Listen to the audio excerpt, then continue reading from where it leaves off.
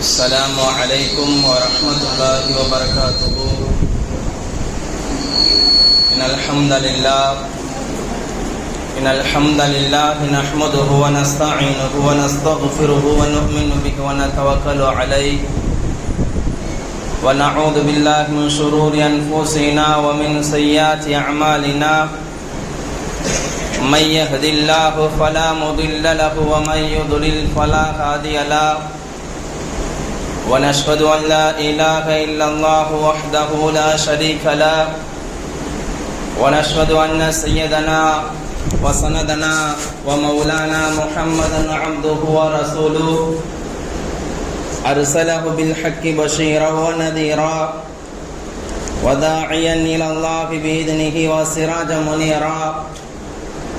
بلغ رسالة وأدى الأمانة وقام حجته ودعا إلى الحق. اللهم صل على سيدنا نبينا مولانا محمد وبارك وسلم. أما بعد، أعوذ بالله من الشيطان الرجيم. بسم الله الرحمن الرحيم. يا بني آدم قد أنزلنا عليكم لباسا يواري سوآتكم وريشا ولباس التقوى ذلك خير. صدق الله العظيم.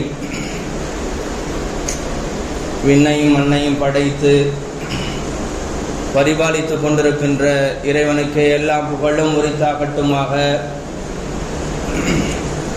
இந்த உலகத்தில் இறுதி தூதுவர் முஹம்மது முஸ்தபா ஸல்லல்லாஹு அலைஹி வஸல்லம் அவர்களை வழுவாத தழுவாத பின்பற்றிய சத்திய சஹாபாக்கள், தாபீன்கள், தபா தாபீன்கள், நாதாக்கள், சுஹதாக்கள், நல்லடியார்கள் நம் அனைவர்கள் மீதும் சாந்தியும் சமாதானமும் என்றென்றும் நிலவட்டுமாக. கண்ணியத்து குறித்தான் அவர்களே, இறைவன் மனிதனை படைத்து மனிதனுக்கு உண்டான நிஅமத்துகள் அதிகமாக செய்திருக்கிறான். இறைவனுடைய படைப்புகள் ஏராளம், இறைவனுடைய அருட்கொடைகள் ஏராளம். இறைவனுடைய படைப்புகள் யாராலும் எண்ணி பார்க்க முடியாது. இறைவன் ஒவ்வொரு மனிதனுக்கும் ஒவ்வொரு விதமான நிஅமத்துகள் அருட்கொடைகளை கொடுத்திருக்கிறான். கண்ணியத்து குறித்தானவர்களே, ஒவ்வொரு மனிதனுக்கும் ஒவ்வொரு விதமான நிஅமத்துகளை கொடுத்திருக்கிறான். ஒவ்வொரு மனிதனுக்கும் ஆக மொத்தத்தில் மிகப்பெரிய நிஅமத் என்ன? ஆடை. கிராமத்தில் பழமொழி சொல்வது உண்டு, ஆள் பாதி ஆடை பாதி, கந்தையனாலும் கசக்கி கட்டு என்பதாக சொல்வார்கள். ஆள் பாதி ஆடை பாதி என்றால் என்ன? ஒரு மனிதனுடைய வெளி தோற்றத்தை வைத்து அவனுடைய மதிப்பிட முடியும். அதன் ஆள் பாதி. ஆடை பாதி என்ன? ஒரு மனிதன் எந்த சமுதாயத்தை சார்ந்தவன், எந்த சமயத்தை சார்ந்தவன், எந்த நாட்டை சார்ந்தவன், அதை பற்றி அவனை கணக்கிட முடியும். அதான் சொல்வார்கள் ஆள் பாதி ஆடை பாதி. ஒரு மனிதனை கணக்கிட வேண்டும், ஒரு மனிதனை தன்மையாக குறிக்க வேண்டும் என்றால் அதை வைத்து புரிந்து கொள்ளலாம் அவன் எப்படி ஆடைகளை உடுத்திருக்கிறான், அவன் எப்படி, அவனுடைய ஆளுடைய தோற்றம் எப்படி இருக்கிறது என்பதை ஒரு மனிதனை வைத்து புரிந்து கொள்ளலாம். கண்ணியத்து குறித்தானவர்களே, ஒவ்வொரு மனிதனுக்கும் இறைவன் மிகப்பெரிய ஒரு அருள்கொடைகளை கொடுத்திருக்கிறத, ஆடையை கொடுத்திருக்கிறான். இந்த ஆடை மிகப்பெரிய ஒரு நிஅமத். அல்லாஹ் சொல்லுகிறான், யா பனி ஆதம் கத் அன்ஸல்னா அலைக்கும் லிபாஸன் யுவாரி சவ்ஆத்திக்கும். ஆதமுடைய மக்களே, உங்களுக்கு மறைவிடங்களை மறைப்பதற்காக ஆடைகளை கொடுத்திருக்கிறான். இந்த ஆயத்தில் 2-3 விதமான கருத்துக்களை அல்லாஹ் சொல்கிறான். முதலாவது, தன்னுடைய மறைவிடங்களை, தன்னுடைய வெக்கத்தலங்களை மறைத்துக் கொள்வதற்காக ஒவ்வொரு மனிதனுக்கும் ஆடையை வழங்கப்பட்டிருக்கிறது. இரண்டாவதாக சொல்லுகிறான் வா ரீஷா. ரீஷா என்றால் பறவைக்குண்டான ரெக்கைக்கு சொல்வார்கள். அந்த ரீஷ் என்றால் ஜீனத், அலங்காரம்.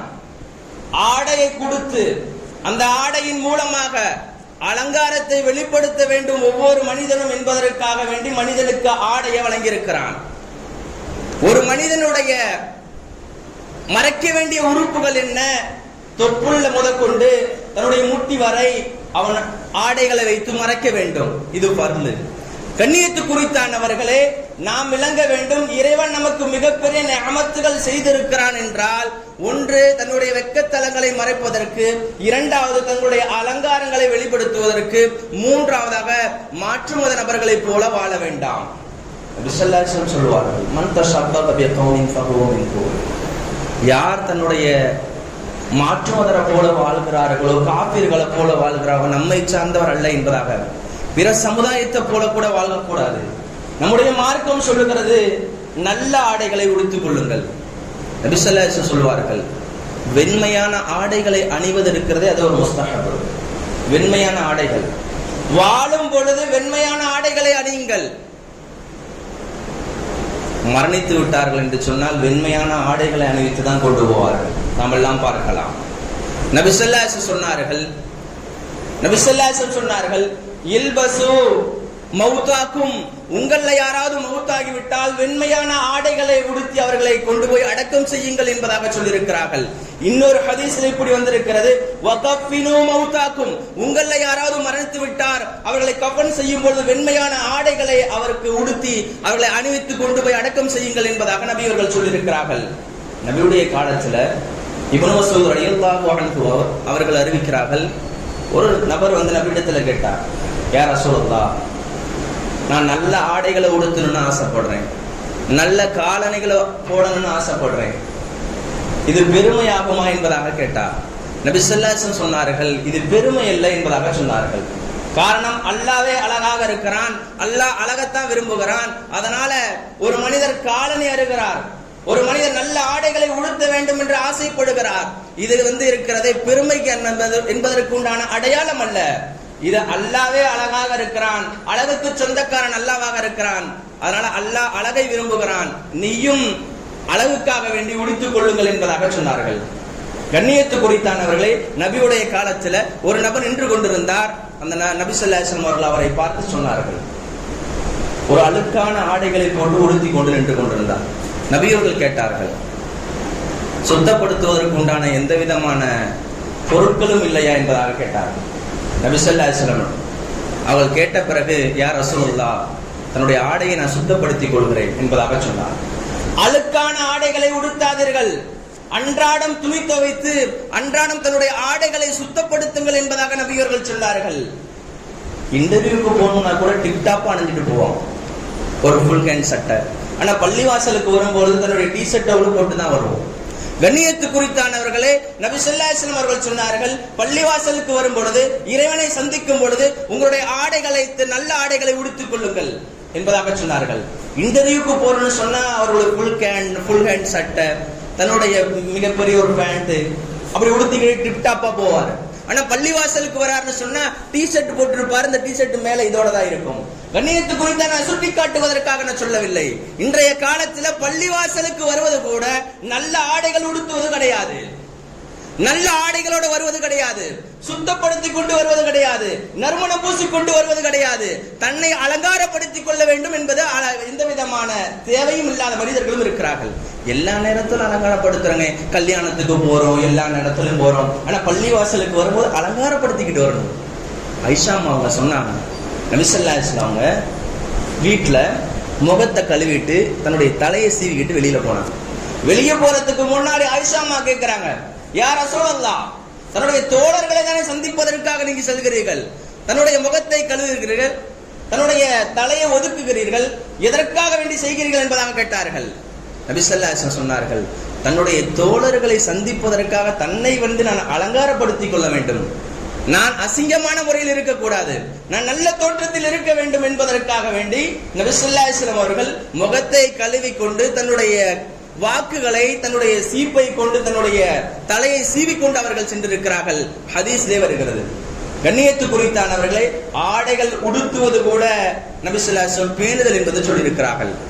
ஒரு மனிதர் ஆடையை உடுத்துகிறார் என்று சொன்னால் அந்த ஆடையை வலது கையால உடுத்த வேண்டும் முதல்ல. தன்னுடைய சட்டையை போடும் பொழுது வலது கையாலே போட்டுக் கொள்ளுங்கள். ஒழு செய்யும் பொழுது நீங்க வலதுபுறத்தில் இருந்து ஆரம்பியுங்கள். எந்த இது செய்தாலும், எந்த செயல்கள் செய்தாலும் வலதுபுறத்தில் கொண்டு ஆரம்பியுங்கள் என்பதாக நபி ஸல்லல்லாஹு அலைஹி வஸல்லம் அவர்கள் சொல்லியிருக்கிறார்கள். யார் வலதுபுறத்தை கொண்டு ஆரம்பிக்கிறார்களோ நபி ஸல்லல்லாஹு அலைஹி வஸல்லம் சுன்னத்துல ஒன்று. நபி ஸல்லல்லாஹு அலைஹி வஸல்லம் சுன்னத்தை நிறைவேற்றியது. கண்ணியத்து குறித்தானவரை நம்முடைய மார்க்கம் பிறந்தது முதல் கொண்டு மௌத்து வரையும் சுன்னத்து முறைப்படி வாழணும். ஒவ்வொன்றும் நமக்கு ஆதாரமாக சொல்லி இருக்கிறது. நம்முடைய மார்க்கம் ஒவ்வொன்றும் சொன்னது ஆதாரமாக. நீ வாழுகிற வாழ்க்கை, நீ உடுத்தக்கூடிய உடை, நீங்கள் சாப்பிடக்கூடிய சாப்பாடு எல்லாம் இருக்கிறதே வலதுபுறத்தில் செய்யுங்கள். நபி ஸல்லல்லாஹு அலைஹி வஸல்லம் சொன்னார்கள். கண்ணியத்து குறித்தானவர்களே, ஒரு மனிதர் காஃபிர்களை போல வாழக்கூடாது என்பது என்று சொன்னால், அவன் எப்படி அணிந்திருக்கிறானோ அதே போல ஆடைகளை அணியக்கூடாது. அவன் எப்படி அணிந்திருக்கிறானோ அந்த மனிதரை போல ஆடை அணிய வேண்டாம் என்பதாக நபி ஸல்லல்லாஹு அலைஹி வஸல்லம் சொன்னார்கள். நபி ஸல்லல்லாஹு அலைஹி வஸல்லம் அவர்கள் எப்பொழுதுமே ஆடையை போடும் பொழுது பிஸ்மில்லா சொல்வார்கள். அது புத்தாடையாக இருக்கட்டும், அது தலப்பாவாக இருக்கட்டும், மேலாடையாக இருக்கட்டும், கீழாடையாக இருக்கட்டும், அவர்கள் ஆடையை அணியும் பொழுது பிஸ்மில்லா சொல்லிதான் நபி அவர்கள் ஆடையை போட்டு இருக்கிறார்கள் என்பதாக ஹதீஸிலே வருகிறது. கண்ணியத்து குறித்தானவர்களே, ஆடையை நாம் உடுத்தும் பொழுது பிஸ்மில்லா சொல்லி போட வேண்டும். கீழாடைகளை உடுத்தும் பொழுது பிஸ்மில்லா சொல்லி போட வேண்டும். அது புது ஆடைகளாக இருக்கட்டும், இல்ல பழைய ஆடைகளாக இருக்கட்டும். புத்தாடைகளுக்கு மட்டுமல்ல, நாம் ஆடைகள் எந்த நேரமே உடுத்தும் பொழுது பிஸ்மில்லா சொல்லி போட்டோம் என்று சொன்னால், இதற்கும் நபி ஸல்லல்லாஹு அலைஹி வஸல்லம் சுன்னத்துகளை ஹயாத்தாக்கியது ஒன்றாக ஆகிவிடும். நபி ஸல்லல்லாஹு அலைஹி வஸல்லம் சொல்லியிருக்கிறார்கள். கண்ணியத்து குறித்தானவர்களே, அல்லாஹ் மறுமை நாள்ல ஒரு சில மனிதர்களை பார்க்க மாட்டான் என்பதாக ஹதீஸ்ல வருகிறது. ஒரு சில மனிதர்கள் அபூ ஸயீத் அல்-குத்ரி ரலியல்லாஹு அன்ஹு அவர்கள் அறிவிக்கிறார்கள். நபி ஸல்லல்லாஹு அலைஹி வஸல்லம் அவர்கள் சொன்னார்கள், எந்த மனிதர் தன்னுடைய கீழாடைகளை இழுத்து கொண்டு செல்கிறாரோ, பெருமைக்காக, தற்பெருமைக்காக தன்னுடைய கீழாடைகளை இழுத்து கொண்டு செல்கிறார்களோ, அந்த மனிதர்களை அல்லாஹ் நாளை மறுமை நாளில் பார்க்க மாட்டான் என்பதாக சொன்னார்கள். பெருமைக்காக உடுத்தக்கூடாது, தற்பெருமைக்காக உடுத்தக்கூடாது, கீழாடைகளை தன்னுடைய ரோட்ல கூட்டிக்கிட்டு வரக்கூடாது, கரண்டை காலுக்கு மேல ஆடைகளை உடுத்த வேண்டும் என்பதாக நம்முடைய மார்க்கம் சொல்லுகிறது. அபூபக்கர் ரலியல்லாஹு அன்ஹு அவர்கள் இந்த ஹதீஸ்ல சொல்கிறார்கள். அவர்கள் கேட்கிறார்கள், யா ரசூலுல்லாஹ், என்னுடைய ஆடை இருக்கிறதே, நான் பாதுகாப்பாம கீழ் ஆடைகளை கட்டி இருக்கிறேன், என்னை மீறியும் அந்த கீழ் ஆடை கீழே சென்று விடுகிறது யா ரசூலுல்லாஹ் என்பதாக சொன்னார்கள். நபி ஸல்லல்லாஹு அலைஹி சொன்னார்கள், இன்னக லஸ்த மிம்மை யஃஅலு, இந்த விஷயத்துல நீ என்பது பெருமை என்பது கிடையாது என்பதாக சொன்னார்கள். தன்னை கீழாடைகளை நீ பாதுகாத்துக் கொள்கிறீர்கள், மேலே கட்டிக் கொள்கிறீர்கள், தன்னை நழுவிக்கொண்டு அறியாமலே கீழே சென்று கொண்டே இருக்கிறது, மேலே மறுபடியும் கட்டுகிறார்கள், கீழே சென்று கொண்டே இருக்கிறது. யார் தன்னுடைய கீழாடைகளை கட்டும் பொழுது கீழே சென்று கொண்டே இருக்கிறதோ, தன்னை கவனிக்காமல், அதை பாதுகாக்காமல், தன்னை பெருமைக்காக வேண்டி யார் இப்படி செய்கிறார்களோ, அல்லாஹ் நாளை மறுமை நாளில் ஏறெடுத்து பார்க்க மாட்டான் என்பதாக வருகிறது. கண்ணியத்து குறித்தானவர்களே, நபி ஸல்லல்லாஹு அலைஹி வஸல்லம் அவர்கள் சொன்னார்கள், யார் மறுமை நாள்ல ஒரு சில நபர்கள் அல்லாஹ் ஏறெடுத்து பார்க்க மாட்டான். மூன்று நபர்களை ஹதீஸ்ல வருகிறது. முதலாவதாக இருக்கிறாரே, யார் அல்லாஹ்வுக்கு கட்டுப்பட்டு நபியர்களுக்கு மாற்றம் செய்கிறாரோ அவர் ரஹமத்தை விட்டு தூரமாகி விடுவார் என்பதாக நபியர்கள் சொல்லி இருக்கிறார்கள். அல்லாஹ்வுக்கு கட்டுப்பட்டுனா என்னங்க, அல்லாஹ்வுக்கு மட்டும் வணங்குறாருங்க. நபி ஸல்லல்லாஹு அலைஹி வஸல்லம் ஹதீஸ்களை எடுத்துக்கொள்றதில்ல, நபி ஸல்லல்லாஹு அலைஹி வஸல்லம் சுன்னத்தை சரியான முறையில் பேணுவது கிடையாது. இப்படிப்பட்ட நபரை அல்லாஹ் நாளை மறுமை ரஹமத்தை விட்டு தூரமாக்கி விடுவான். ஒன்று. இரண்டாவதாக இருக்கிறது, தொழுகையை பேணுவாரு, சக்காத்து கொடுக்க மாட்டாருங்க. வருஷத்துல ஒரு முறை சக்காத்து கொடுக்கணும், 5 நேரம் பள்ளிவாசலுக்கு வருவாரு, தொழுகையில பேணுதலாக இருப்பாரு, அவருக்கு சக்காத்து கொடுப்பதே கிடையாது. யார் தொழுகையை பேணி சக்காத்து கொடுக்காமல் இருக்கிறாரோ, நாளைக்கு மறுமையுடைய நாள் ரஹமத்தை விட்டு தூரமாகி விடுவார் என்பதாக நபி ஸல்லல்லாஹு அலைஹி வஸல்லம் அவர்கள் சொல்லி இருக்கிறார்கள். மூன்றாவதாக இருக்கிறதே, நபி ஸல்லல்லாஹு அலைஹி வஸல்லம் சொன்னார்கள், எந்த மனிதர் அல்லாஹ்வுக்கு நன்றி செலுத்தி தன்னுடைய தாய் தந்தையருக்கு நன்றி செலுத்தாம இருக்கிறாரோ அவர் ரஹ்மத்தை விட்டு தூரமாகி விடுவார்.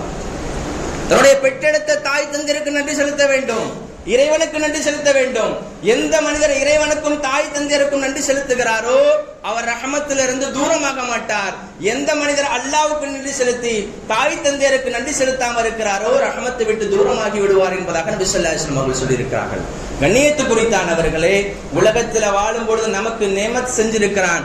மிகப்பெரிய ஒரு நேமத் என்று சொன்னால் இந்த ஆடை. இந்த ஆடையை முதலாவதாக நமக்கு கொடுத்து இந்த சமூகத்துக்கு கொடுத்தது நாம் அல்லாஹ்வுக்கு நன்றி செலுத்தணும். இரண்டாவது தன்னுடைய அலங்காரத்தை வெளிப்படுத்தணும்.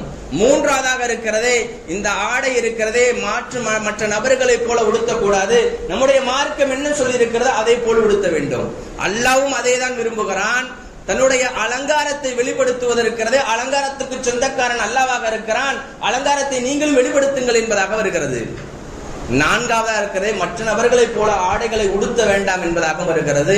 ஐந்தாவதாக இருக்கிறது வலது கையால ஆடையை உடுத்த வேண்டும். பிஸ்மில்லா சொல்ல வேண்டும். நீங்க புதிய ஆடைகள் உடுத்தினாலும் சரி, எந்த ஆடைகள் கீழாடைகளோ மேல ஆடைகள் உடுத்தினாலும் பிஸ்மில்லா சொல்லி நீங்க போட்டுக் கொள்ளுங்கள் என்பதாக நபி ஸல்லல்லாஹு அலைஹி வஸல்லம் அவர்கள் சொல்லி இருக்கிறார்கள். கண்ணியத்து குறித்தானவர்களை, வாழும் காலத்துல நமக்கு கொடுத்திருக்கக்கூடிய இந்த நிஅமத்தை பொன்னான முறையில் பயன்படுத்தக்கூடிய பாக்கியத்தை அல்லாஹ் உங்களுக்கும் நமக்கும் தந்தருள் புரிவானாக. வாழக்கூடிய தருணத்துல அல்லாஹ்வுடைய பொருத்தத்தோட வாழ்வதற்கு அல்லாஹ் தௌஃபீக் செய்வானாக. நம்முடைய காலங்கள் சுருங்கிவிட்டது. நம்முடைய பள்ளியோட தொடர்புகள் அதிகப்படுத்தணும். பள்ளிவாசலுடைய தொடர்புகள் அதிகப்படுத்தணும். இந்த ஜும்மாவுடைய நாட்கள்ல ஒன்று கூடுவது போல மற்ற நேரங்களில் ஒன்று கூடுவது. இந்த என்ன நினைக்கிறோம் என்று சொன்னால், வயதான காலங்கள் ஆகிவிட்டது, இன்னமேலாவது பள்ளிவாசலுக்கு போயிடலாமே. வாலிப காலத்தை அல்லாஹ்வுடைய பாதையில செலவழிக்கணும். வாலிப காலத்தை அல்லாஹ்வுக்காக செலவு செய்யணும். வாலிப காலத்தை அல்லாஹ்வுடைய திருப்பொருத்தத்துக்காக செலவு செய்யணும்.